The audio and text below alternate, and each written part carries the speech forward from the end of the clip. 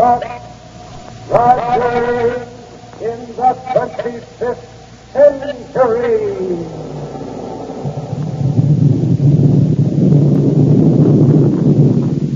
And the shower of silver dollars from Popsicle Pete's Money Box.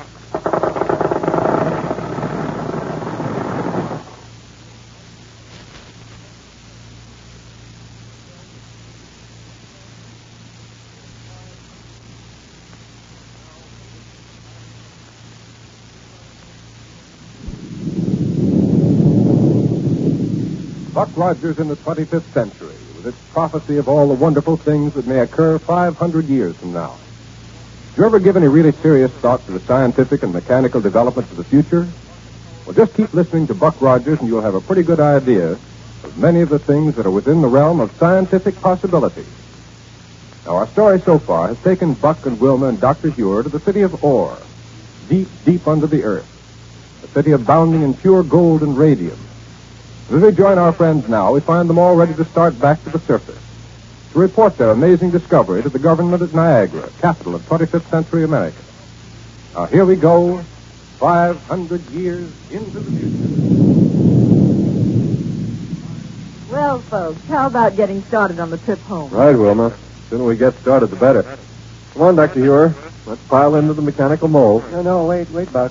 Garrett is bringing samples of gold and radium to take back with us. Yes, Doctor. I don't know what's detaining him. Incidentally, my friend, Yes, Norbert.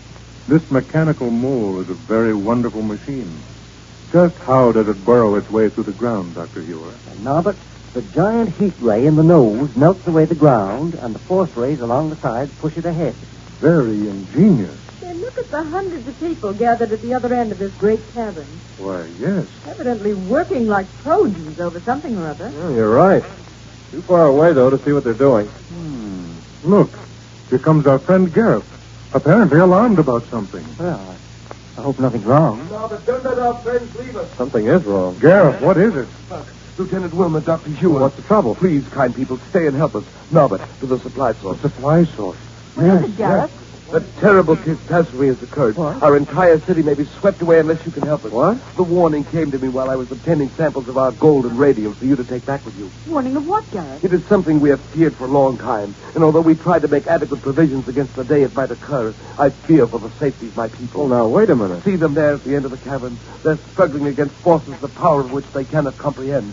The life of every one of them is in danger, but still they try to hold it back. Oh, hold what back, Garrett? The waters, Doctor.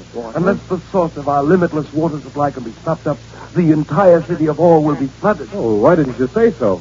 Here, hop into this mechanical mold. We'll go over and see what it's all about. But can you help us?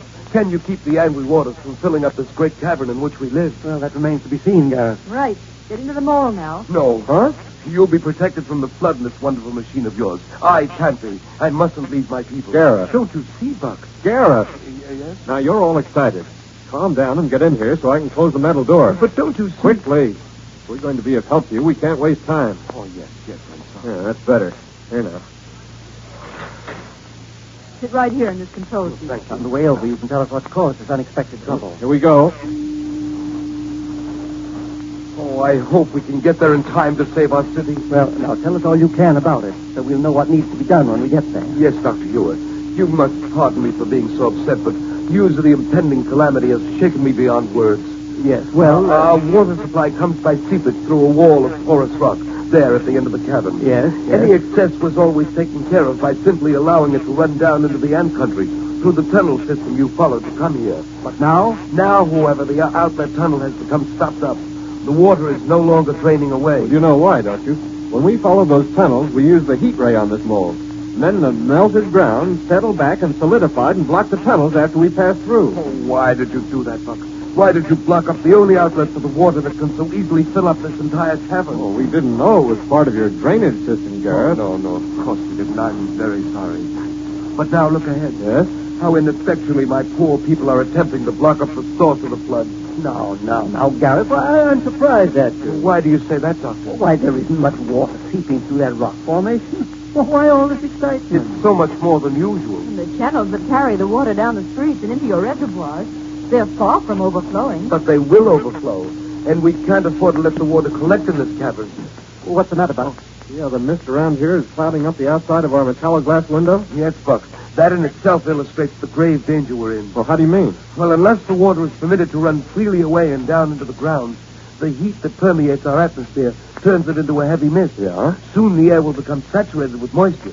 It will disable our atomic power plants and render our radium lighting system useless. Oh, Worst of all, it will reach our chemical supplies and liberate deadly gases. Oh. Helpless and in total darkness, we'll be able to do nothing but wait for the poison to completely fill our city. But that would take days, Gareth. Weeks, perhaps. Why so excited and scared about it all of a sudden? It is the one thing against which we have never been able to provide adequate protection. Oh, I see. Oh, but please, while we talk, the atmosphere becomes heavier and heavier with the dreadful moisture. The effort of my people to stop the water seepage becomes more and more fruitless. Don't you see?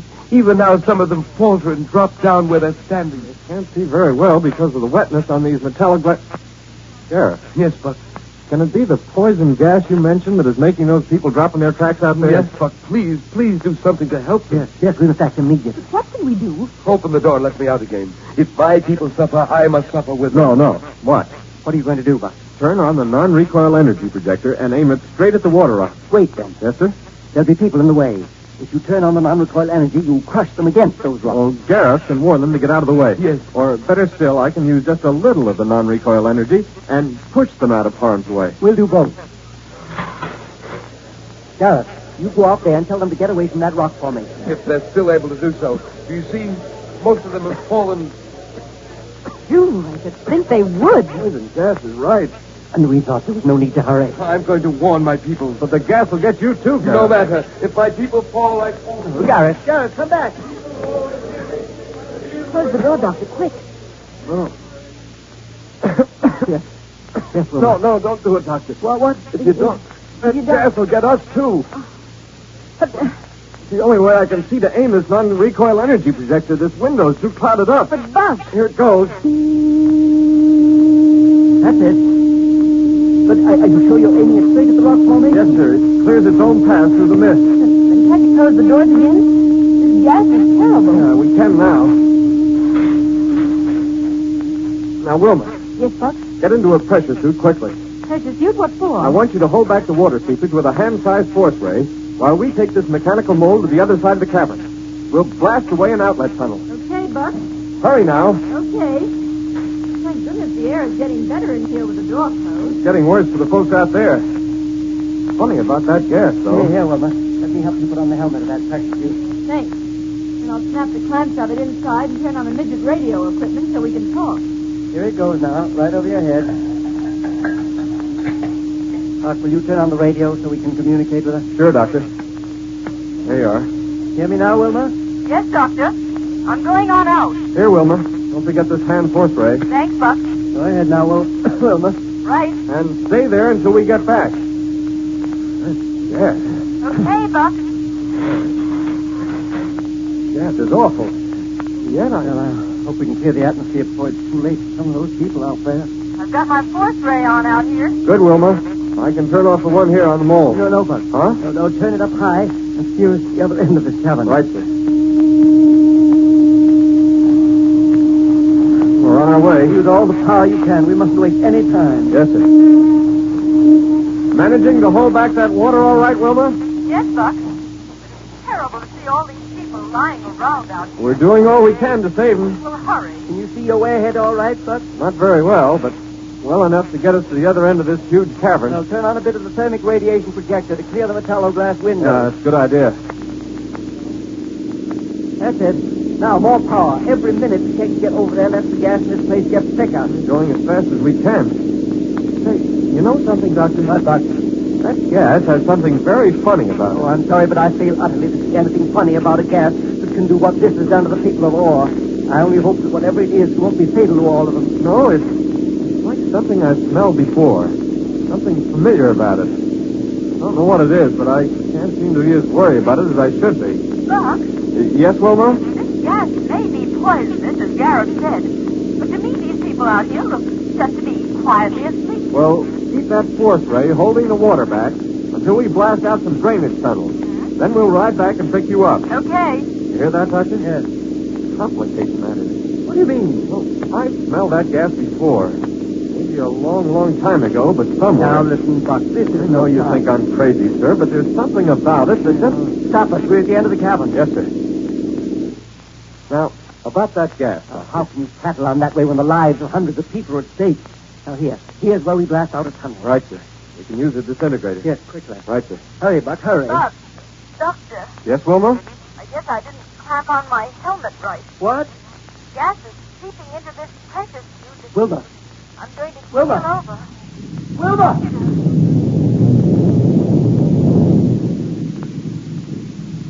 Good night. Now Wilma's life is in peril. They can't go back to her until they've cleared a tunnel that may save hundreds. And yet, if they don't go back to her, well, now stand by and listen to a few words from your favorite announcer before we pick up our story again.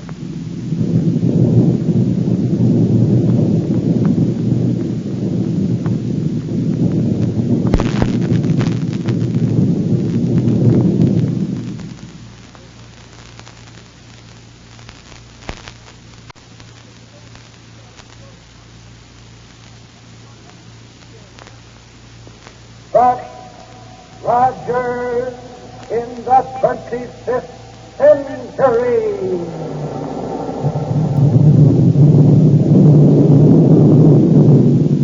And the shower of silver dollars from Popsicle Pete's Money Box.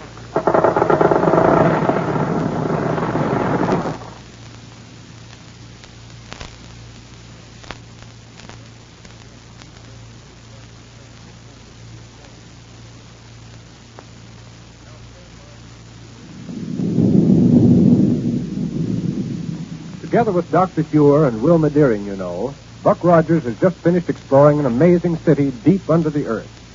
Exploration made possible by Dr. Hewer's invention of a mechanical mole, a huge machine capable of burrowing its way through the ground. As we pick up our story now, we find them aboard the mechanical mole as it slowly but surely works its way back up toward the surface. Here we go, 500 years into the future.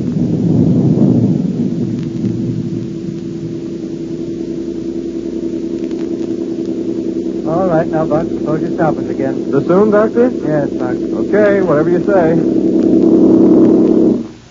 I want to check on the stratification of the ground we're going through. To see if you can tell how near the surface we are, Doctor? Yes, Wilma. But I can't do it while we're moving because of the glare from the heat ray in the nose of the machine. If it weren't for the heat ray to melt the ground ahead of us, all the non-recoil energy in the world wouldn't move this machine. Let me see now. I have to turn on the forward switch beam again. You know, Buck, I still can't get over the city we found down below. Sure. Gold and radium all over the place.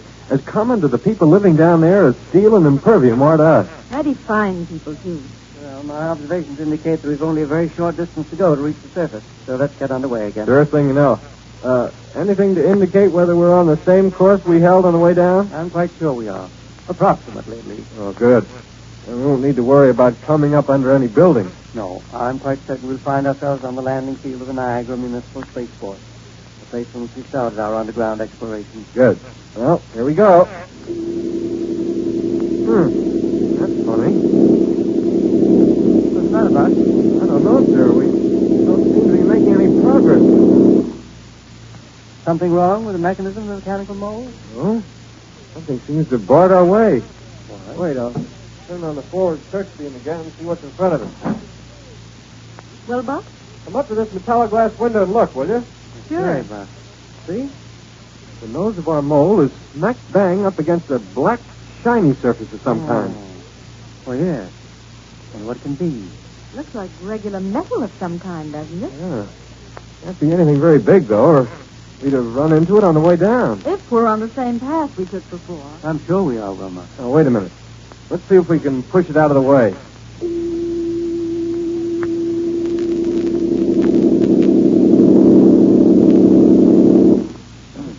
We didn't budge. Buck, that must be the impervium foundations of some big building that got buried in the ground during the Mongolian invasion years ago. Possibly. The heat from the sonic radiation projector makes it glow like impervium, doesn't it? No. There's a greenish tint in that glowing metal that impervium doesn't have. I wonder how we're going to get around it. whatever it is. You sure we can't push it out of the way? I had full power on that last time. We didn't move an inch. All right, then. The only thing to do is to radio to the surface for help. The only question is what sort of help. I know what we do. What? But we're not far from the surface, and we have a couple of atomic disintegrators. One disintegrator. We gave the other to Gareth in the city of Ore. Okay, one's enough. Hey, Wilma, give me a hand. But what are you going to do with the pressure suit? Disintegrate a hole up to the surface, and then crawl on out through it. No, Buck, that may be very dangerous. We know we're near the surface, but we don't know how near. Well, that's something I'll be able to tell you all about in a few minutes. Well, suppose a cave-in should occur while you're blasting your way through the ground. Pressure suit will protect me. But if you lose the one disintegrator you have, if it gets knocked out of your hand... Now, stop worrying, Doctor. Somehow we got to get back to the ground level.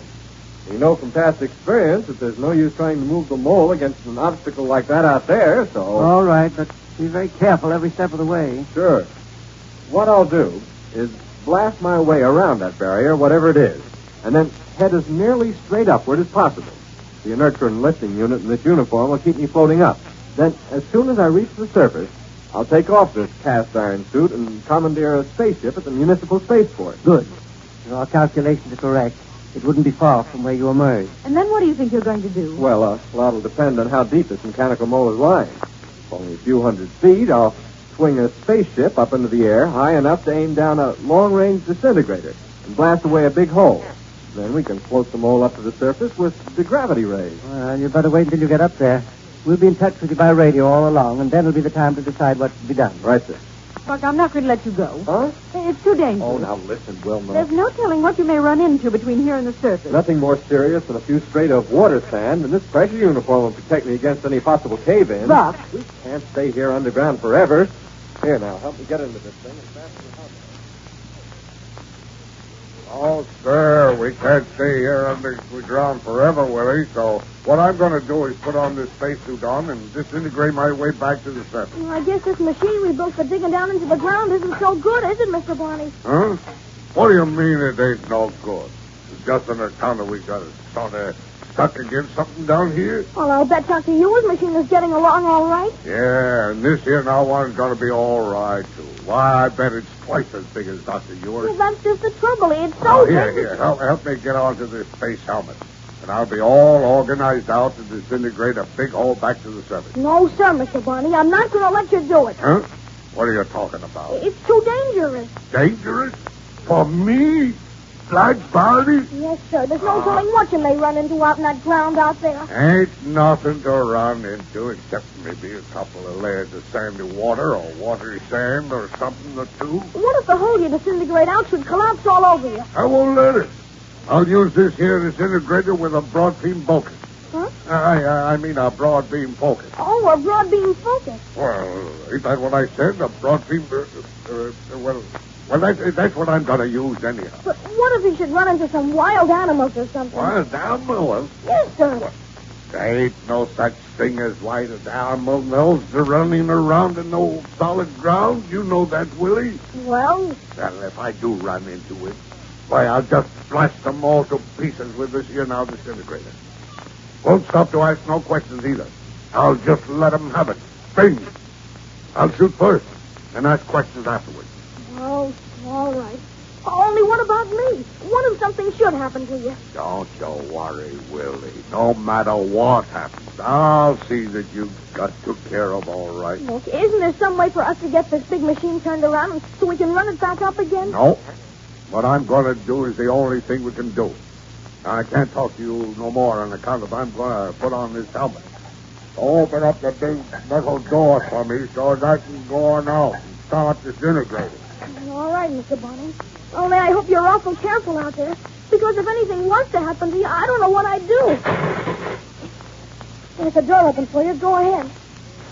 I guess you can't hear me, but goodbye. And be careful. Boy, that disintegrator sure cuts into the ground, doesn't it?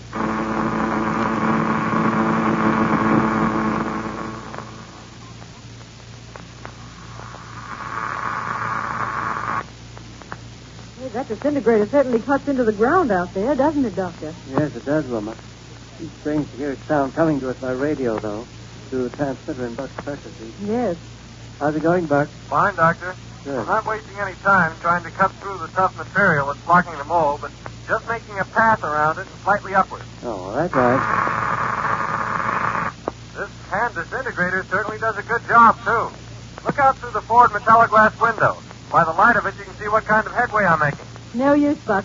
The energy being released by the disintegration is in the form of heat, and all we can see is a heavy mist. Well, at this rate, I ought to be up the surface in no time. Just like cutting through so much... Yes? Hey, this is funny. What? I've come into sort of a little cave here. Probably a place that was washed out by underground streams. Yes, sir, that's what it is, all right. There isn't much of a ceiling to it, so I guess I'll... Buck. Wait. What is it, Buck? Doggone it, I wish I'd brought along a hand flash so I could see in here. Why don't you come back and get one? There's something else in this cave besides me, Wilma. And it's alive and moving around. Then come back here to the mechanical mold. Buck. No, sir. But when you hear my disintegrator, you'll know it's not just being fired into the ground. Good night. Buck sees what I think he does. I hope he doesn't fire that disintegrator. And Barney said that if he saw anything, he'd fire first and ask questions afterward. But now stand by for a few words from your favorite announcer.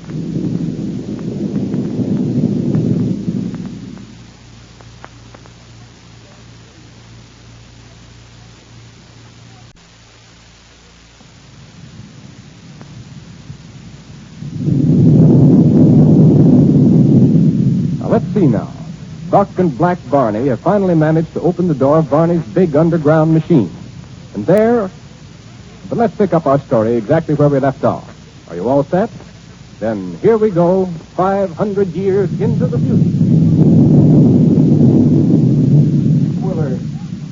Willie. Barney. Captain, I know that I shouldn't leave the poor little tyke all alone by himself down here under the ground. Willie! He was in the control cabinet of your machine, wasn't he? Sure he was. And now he's gone. Captain, what could have happened to him? I don't know. Isn't there some other part of your groundhog where he might be? Sleeping quarters or something like that? I looked at him and he ain't there. My Willie's gone, that's all. He's gone. Now, Barney. Somebody or something must have come in here and taken him. You hear me? Yes, I hear you, but listen to me. What do you mean, listen to you? My Willie's gone, ain't he? Yes, I know, Barney, but no matter where he went, he couldn't have got very far in the few minutes since you left him here. Just the same, he's gone. Now I don't know what I'm going to do. Find him, of course. There's no way under the sun for him to have got very far away here underground. Come on, Captain. Come on, we'll go out the same way I did when I disintegrated my way up to the cave when me and you run into each other. Okay, Barney, lead the way. Only watch your step. Yeah, sure. Probably some big wild animal will come along and Take it easy, Barney. This is a pretty sharp climb, and we haven't got inertron lifting units to help us along. Who cares about anything like that? We got to find it. We got... Well, here's the big open cave, Barney. Yeah. You see anything of him? I'm afraid I don't. Although there's not very much light filtering in here from your control cabin. If he got into this big cave, Captain, he would have got lost. He probably didn't see me anywhere around, so he kept on going and going. There's no telling where he might be now. Not necessarily, Barney. What do you mean, not necessarily? Well, this cave isn't as big as all that. And there's only one way he could have gone out of it. Sure, he might have fell into some big hole, a bottomless pit or something. No, Barney, no. The disintegrated shaft that leads down to our mechanical mold. Come on. You think maybe he could have went down there to our lieutenant woman, Dr. Yours, the same way I done? That's it. Now, here's the shaft. Yeah. Only be careful, because it drops almost straight down, and it's nearly... Barney! Come here! Did you hurt yourself, Mr. Barney?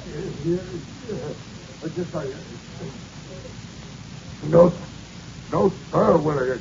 Are you all right? Yes, sure I am. I wanted to jump all the way down that long shaft. On account of I couldn't wait it. Well, where do you think? On account of I must have slipped a little bit because it was so steep, that's why. Oh, hello, Captain Rogers. Hello there, Willie. Well, I'm glad to see you're safe and sound. Oh, sure I am. Well, I bet you ain't twice as glad as I am, Captain. Not even half as glad. No, sir. You'll just see what all the fuss is about. Willie was just sitting here talking to us. I just got tired of waiting, that's all. I wanted to make sure you were all right, Mr. Barney. Did you? Yes, sir. Then when I got out into sort of a cave up there, I saw a light coming up from that disintegrated away place. And I heard Lieutenant Wilmer talking with Dr. Ewer. So I thought the best thing to do was to come down here to them. Oh, okay. As long as you was coming to Lieutenant Wilmer, it's all right. Understand. He heard us saying some nice things about him, too. But I guess they won't hurt him. Thank you, Lieutenant. Well, you see, Lieutenant, the one thing I like about myself most is my being so modest. So I always tell Willie to be that way, too. Don't I, Willie? Yes, sir. Oh, and someday my little Willie's going to grow up to be the finest man that ever lived. Just like you, Captain Rogers, and Dr. Ure and Lieutenant Wilmer. Well, the thing for us to do now is to get these 2 mechanical moles underway and headed for the surface. Suppose Barney and I go into the other machine. Yes. And leave you folks here to work the mole's non-recoil energy projector. Well, you think we can exert enough power against the nose of Barney's machine to push it right on up and out of the hole it dug? Yes, sir, now that the ground breaker's off. Well, it's worth trying. But how are we going to know if it works out all right? Well, we can keep in touch with each other by radio. Fine. Come on then, Barney. Yeah, yes, sir.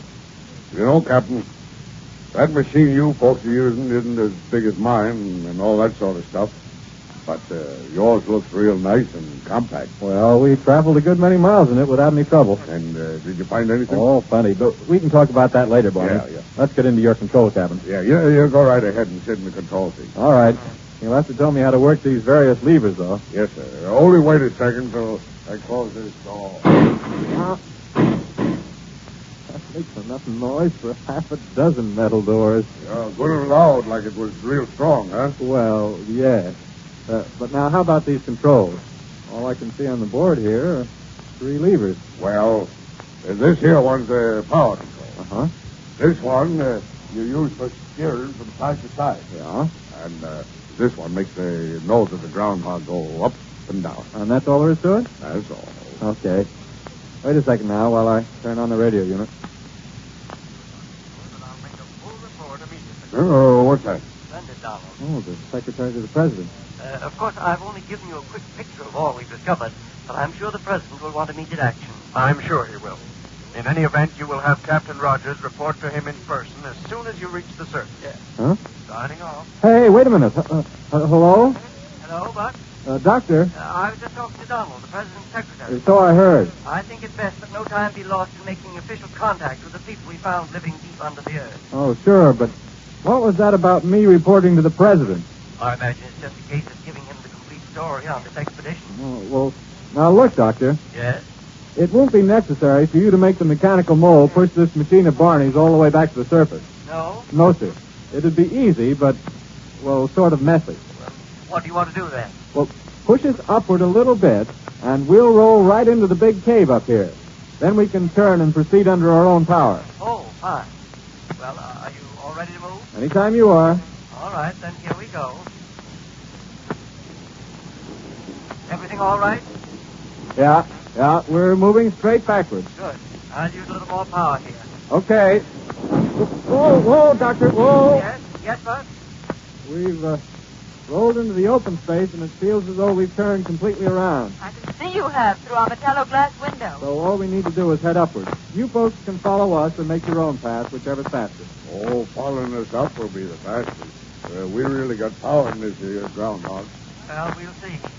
Incidentally, Buck. Yes? Donald is having a rocket roadster made ready for us to take it to the president. Good. Well, let's get going. Go ahead. Hang on now, Barney. Gonna turn on the power. Sure.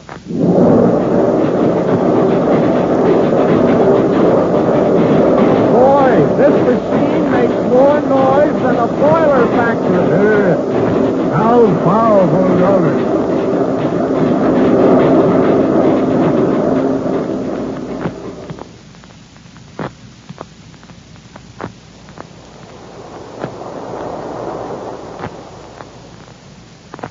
Very kind of you to meet us at the spaceport with this rocket roadster, Donald. It was on the president's instructions, Dr. Ure, to ensure you're not being held up by the crowds that were there to greet you. There was quite a crowd there, wasn't there? Yes, there.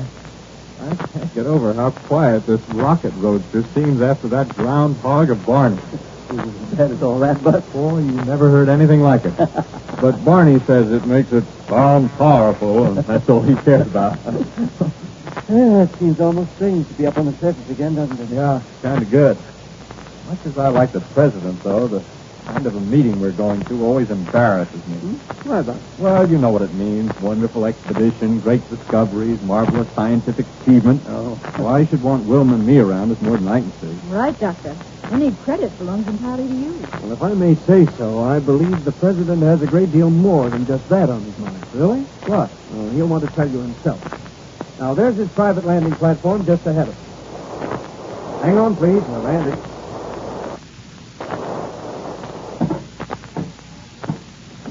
Now, right this way, please. Sit, Wilma. Thanks. Doctor. Thank you. We'll enter his private office through that door over... Oh, Mr. President. Welcome. Welcome, all of you. Well, Mr. President. And congratulations on what I believe is the greatest scientific accomplishment of our age. Thank you, Mr. President. There's so much to say in commendation for your amazing feat that I won't even attempt it. Suffice it to say that arrangements for establishing social and commercial relationships with the people of your underground city are being made now. Splendid. I only hope that we may have a hand in it, sir. Rogers, you may not. What? Now, don't look so unhappy, my boy. I have another assignment for you. That is, if you're willing to take it. Why, sure. Of course I am, sir. And don't speak too quickly, Rogers, because if you do accept it, it will be the most dangerous assignment you've ever attempted. Well, I don't know about you, but I'm willing to bet that Buck takes that assignment whatever it is. So don't miss the next episode.